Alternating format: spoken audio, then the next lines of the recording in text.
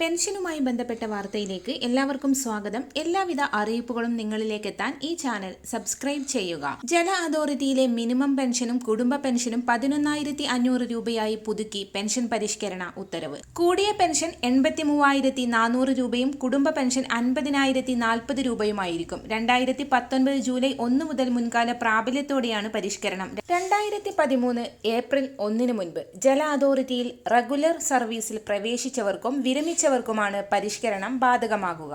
ജീവനക്കാർ വിരമിക്കുമ്പോൾ നൽകേണ്ട പരമാവധി ഡെത്ത് കം റിട്ടയർമെന്റ് ഗ്രാറ്റുവിറ്റി 17 ലക്ഷം രൂപയായി നിജപ്പെടുത്തി. ജല അതോറിറ്റിയുടെ ശമ്പള പരിഷ്കരണ ഉത്തരവിൽ കാണിച്ചിട്ടുള്ള ക്ഷാമബത്തയുടെ നിരക്കിന് അനുസരിച്ച് 2021 ഏപ്രിൽ 1 മുതലുള്ള ക്ഷാമാശ്വാസവും അനുവദിക്കും. ഇനി മുതൽ 500 രൂപ മെഡിക്കൽ അലവൻസും 80 വയസ്സ് കഴിഞ്ഞ എല്ലാ പെൻഷൻകാർക്കും 1000 രൂപ കെയർ അലവൻസും ലഭിക്കും. പെൻഷന്റെ പൂർണ്ണ സാമ്പത്തിക ബാധ്യത ജല അതോറിറ്റിയുടെ തനത് ഫണ്ടിൽ നിന്ന് കണ്ടെത്തേണ്ടി വരും. സർക്കാർ ബാധ്യത ഏറ്റെടുക്കില്ലെന്ന് ഉത്തരവിലുണ്ട്. നിലവിൽ കുറഞ്ഞ അടിസ്ഥാന പെൻഷൻ 8,500 രൂപയാണ്.